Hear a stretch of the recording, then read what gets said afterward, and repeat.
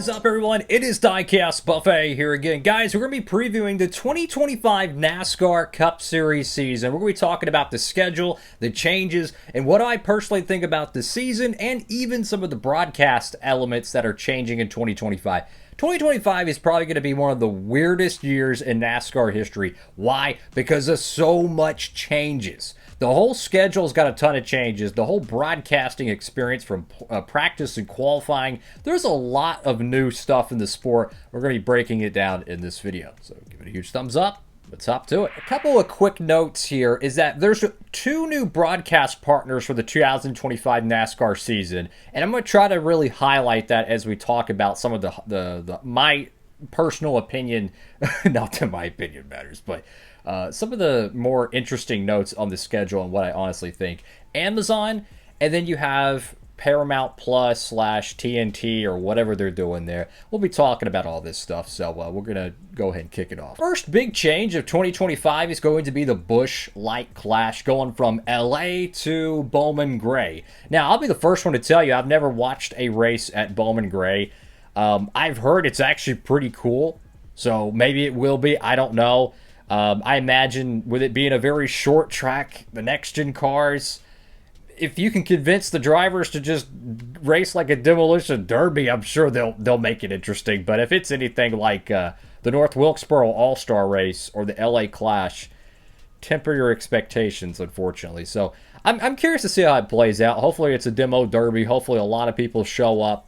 But that's going to be interesting there. Another interesting change to me is COTA going to, what is this, the third or fourth race? This is crazy. This is like, this is very interesting. So having a road course like the third race of the year, I know they did that with the Daytona road course, but that was because of, you know, the Fontana situation and whatnot. But it's really different. I'm not opposed to it. I'd rather just go ahead and get it out of the way. Like, if they're not going to have an interesting race there, just go ahead and get it out of the way. But I will say, though, Xfinity is always fun there at COTA. So they get, you know, as a Texas fan, it's kind of cool to get, you know, your third race of the year being in Texas as a Texas. Another interesting change to me is Miami. I wish that would have just stayed as the championship finale. Like, like Phoenix is not a good championship race, in my honest opinion. So, again, these are just my opinions. Everyone's going to have their own opinions on the schedule, so I respect all of y'all's opinions. This is just me kind of just blabbering about what I think about the schedule. I think Miami should have stayed as the championship race. I don't know why they truly left it. I love that racetrack, man. And I really hope the renovations they're doing to it, that allows it to come back in maybe 2026 as the championship finale, and just keep it there. I don't want them to rotate it. Just keep it at Miami. There's so much history with that racetrack, guys. If it ain't broke, don't fix it. That's how I see it. This right here is my favorite part of the whole schedule, in my opinion. Like, literally, my favorite part. Rockingham returns. Now, it's not for the Cup Series, but it's for the Xfinity and the Truck Series. Like, I am so hyped for Rockingham. I have been waiting my whole life to watch a live Rockingham race. That didn't include the truck races and the couple ARCA races from like 2012, 2013. Like, I want to see a legit legit Rockingham race, not a half-baked attempt like they did back then in 2013. I want to see the Cup guys back on the track. So I'm hoping that somehow in 2026 it gets on the schedule. And no, I don't want an all-star race there. That would be terrible. Rockingham, I'm telling you, if you enjoyed Iowa, if you thought Iowa was a good race, you want to know why? Because it's a high-speed short track. They get a lot of momentum, a lot of speed. I almost guarantee you, if you like Iowa, Rockingham is going to be probably 2 times better. I truly think it will be the best short track out of all of them for the next-gen car, because it races just like a Las Vegas, like a mini Chicagoland. It races like a mini 1.5 mile, but it has the elements of a short track. You have the tire degradation, you have the multi-groove racing, and there is some opportunity for physicality. You can move someone out of the way.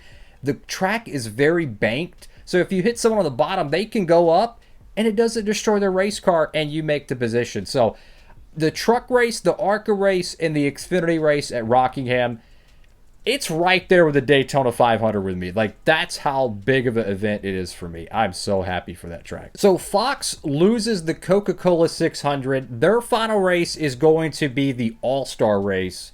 I'm just going to keep it real. I'm so happy that Amazon bought part of their portion up because, look, I hope Fox improves their NASCAR coverage in 2025. I really do, because you can just go and ask anyone who's watched NASCAR racing for over a decade. There is a steep decline in just broadcast quality. Like NBC, they're not perfect, but if you look at their broadcasting from like 2015 to 2024, they're consistent. That's all a NASCAR fan really wants, just consistent. They've had pretty much the same booth, the same style presentation, everything, the same personalities almost for 10 years. Consistent quality, and I have to commend them for that. But for the Fox portion, they need to step it up, especially if they're going to get the Indy 500, which they have. I really, really hope they improve their motorsports coverage, in my opinion. And that leads me to the Amazon portion of it. So for anyone who doesn't watch football, you'd probably never watch the Thursday night game on Amazon. Well, Amazon actually does a really good job with their Thursday night portion. I mean, not only do you get to watch the event in 4K. For those who don't know, your regular cable football is like 720p. Watch like a Sunday night game on TV, like on NBC, and then watch like a Sunday night game on a streaming platform. Guess what? The difference is staggering. You're getting 4K on their what was their streaming app? I think it's like Peacock or something. And then on television, you're getting 720p. This might be the first time in NASCAR history that we might get true 4K quality that is not optional. Like, it is the forced only way to watch it. I am fascinated with to see how Amazon does it. I hope they do a great job with it. They do an unbelievable job with their NFL coverage. They take it seriously. They hire a bunch of different personalities. They have a very long pregame show. They even have a postgame show. They take it seriously, okay? I'm hoping to do the same effort with NASCAR. I think NASCAR could actually work really good with Amazon because Amazon's, online e-commerce. There's a lot of product placement they could do. NASCAR, if you really think about it, is a bunch of fast billboards going in circles. That's how simple it is. I feel like Amazon could work really good with NASCAR in terms of advertising. So this could be a really good combination. And streaming is like, it's inconvenient, but it's also convenient depending on the person. But I'm happy to see a different broadcaster take up some of the Fox schedule. And I have high expectations for Amazon. I really do, because their Thursday night coverage is really good. Let's hope their NASCAR coverage is as well. And apparently all the practice and qualifying in 2024 is going to be streaming. Now, I seen an advertisement during one of those Thursday night games. It said that the NASCAR qualifying and practice is going to be on Amazon Prime, right, which is their subscription service. So does that mean Amazon covers like the first half of the season and then they switch it over to Paramount Plus for the second half? I'm not sure how that works. Do they just do the entire year of practice and qualifying, similar to how Speed Channel did back in the late 2000s and the early 2010s? I have no idea. That's why I say 2025 is going to be one of those years. Like 2001 was such a different year for NASCAR broadcasting. 2015, or you could go to 2015, 2007. Those were massive shifts in the broadcast, portion of NASCAR television. 2025 is going to be up there, so there's going to be some growing pains, but hey, hopefully they do a great job. So this is another massive event that I'm really curious to see how it plays out. NASCAR at Mexico City. Man, I really hope they have a great race there. Like, I would hate for it to just be a 2023 North Wilkesboro, 2024 Bristol night race where it's just one driver stinking up the whole show. This is NASCAR's opportunity to really grow the sport in an international market. I believe it's the first international cup race since like back in the 60s in Canada or something. I have no idea. So this is going to be fascinating to me. I hope the drivers really try. And maybe we'll get lucky. Maybe they'll get a little bit of rain. That will make the racing a little bit more crazy, and that will get the ratings up, and that will make some new NASCAR fans. I think that would be really cool. I'm interested just to see how the atmosphere is for this event. What's the style? Is it going to be more like an international F1 kind of feel to it? Or is it going to be like NASCAR going to Mexico City kind of feel? I have no idea, but I'm interested to see it. Atlanta returns to its midsummer date. I really missed this in 2024. There was like a 3 to 4 month period where there was no plate racing.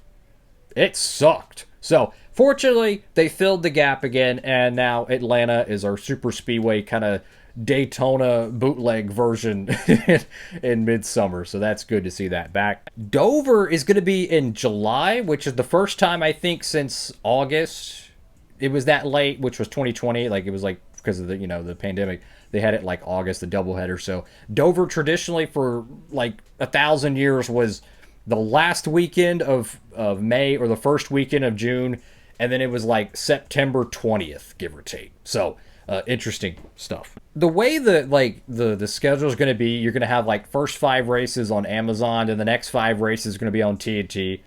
I high-key missed TNT. I remember their last race in 2014. I think it was Eric Almirola winning at Daytona. If that was my memory could be a little fuzzy, but if that was the last race, it was like raining. It was kind of bittersweet. I think that was Barney Hall's final call for what was it, MRN? I think he was retiring after that event. It was such a bittersweet ending for NASCAR and TNT, something I really enjoyed. To see them come back a decade later is really cool. Hopefully they take it seriously. I'm curious how it's going to be because I think they're losing their NBA package. So maybe some of the assets that they use for their NBA program, if they are losing that, they'll direct that to their NASCAR program. Who knows? We might get a really good broadcast experience. A couple of quick notes here. Chicago Street Course returns. We're going to have one Richmond race date, which I've been asking that for years. Get rid of one of the Richmond dates, please. I'm sorry. Look, we've given Richmond 2 race dates for like 50 years. When's the last classic Richmond race? Yeah. Iowa is going to be in August. That's interesting. That's where the NBC portion picks up, which hopefully NBC does good. I think Lee Diffie is going to be the main call. I'm not sure if Steve Letart's going to be on the call anymore. I don't know. NBC did a great job in 2024. I was really impressed with how much energy the booth had, so hopefully they'll continue that. Daytona is the cutoff race, and the playoffs are interesting. And I've said this in some of my videos. If you watch my post-race reaction videos from 2024, I mentioned this multiple times. NASCAR competes with the NFL, and I truly don't think they should. It blows my mind that NASCAR averages about 4 million views per NASCAR race in the Cup Series. Non-Coke 600, non-Daytona 500, just your random NASCAR race, right? And they're going against the NFL ratings in the fall, okay? For those who don't watch football, from like 12 o'clock to like 3 o'clock, there's like 8 NFL games. Those NFL games average like 10 to 15 million views per game. I'm not kidding. On Thanksgiving of 2024, over 35 million people watched Giants versus Cowboys. The Giants were like an average football team, and the Cowboys were average too. I'm a Cowboys fan, so chill. The Giants were worse, but Cowboys won.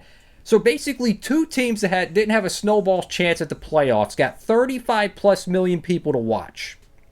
My point is, I feel like NASCAR competing against the NFL in the fall is really hurting their rating potential to grow. I've had a couple of quirky ideas. Don't run cup races on Sunday in the fall. Maybe even condense the schedule. Have a couple midweek races in the summertime. I would be open to it. Again, there's a reason why NFL is continuing to grow. They basically took Christmas in terms of a television spot away from the NBA. NASCAR is going to be probably forced to move their Daytona 500 back a week because if the NFL goes to an 18th week, I highly doubt NASCAR is going to want to have their Daytona 500 on Super Bowl Sunday. So they're going to be forced to move. That's what I'm saying. The NFL is expanding, and I feel like other sports are having to adapt with it. I'm just keeping it real. I think it would actually help the sport if they were to condense the schedule a little bit and then maybe not race their one cup race with 8 NFL games going. I digress. So my point is, if you're gonna continue to compete against them and force a lot of your NASCAR fans, which enjoy football too, to watch two different screens, I'm hoping you have some pretty average to boring tracks on the schedule. And fortunately, they did. So they took the 2024 playoffs. They said, okay, fans enjoyed this race, and this race. We're going to pull them out of the playoffs, and we're going to reward you with Gateway. We're going to reward you with New Hampshire. We're going to take away Homestead. We're going to keep Phoenix. Yeah, so I'm surprised they didn't put Richmond back in there. But the playoff schedule, in my opinion, is probably the worst I have seen, considering there's a lot of flat tracks that don't work good with the next-gen car. Bristol, Phoenix, Martinsville. Martinsville's fall race last year was the best in the next-gen era, in my opinion. But then you have Gateway, New Hampshire. 5 races right there that a lot of fans would not consider really good. It's like, what are they going to do for 2026? I imagine Homestead's going to find its way in there. I wouldn't even be surprised Texas gets its playoff date again, because I just feel like them putting the COTA race and the Fort Worth, Texas race very close to each other, I don't know how well that's doing, right? So I would not be surprised Texas gets reconfigured, which we've been saying this for like 3 years now, that they're going to reconfigure Texas Motor Speedway. But I wouldn't be surprised it goes back to the playoffs. And I'll be honest with you, I would love to see that. More 1.5 miles. So my honest take on the schedule, there's some really good stuff. The playoffs, though, I'm just saying I would rather watch football. That's just how I feel about a lot of those. Anyways, thank y'all for watching. Have a blessed one. Comment down below what y'all think. You know, there's never been a perfect NASCAR schedule. Someone's always going to complain about it, right? I'm going to find something to complain about. So I'm just excited for the season, guys. I really am. I really hope Rockingham, they did a great job on the repave, because if Xfinity has a barn burner, the trucks put on a great show, don't be surprised it's on the 2026 calendar. The problem is, what race date would they take away? Because, like, if they take away a Kansas race date, that's bad, because Kansas is, like, one of the best tracks on the schedule right now. What would they take away? I hope they don't take a Darlington date away, because Darlington's amazing. So maybe it's Phoenix. Phoenix spring race. It would be perfect. They used to run Rockingham right at the start of the season and right at the end of the season. Why not? I don't know. Just a suggestion. Thank you all for watching. Have a blessed one. For all your NASCAR Diecast shopping needs, make sure you use promo code Diecastbuffet over there at Circuit Diecast. Check it out. Any orders $30 or more, you can save on shipping, which who doesn't want to save on shipping, especially in this economy? Thank you all for watching. Have a blessed one. Diecastbuffet signing off.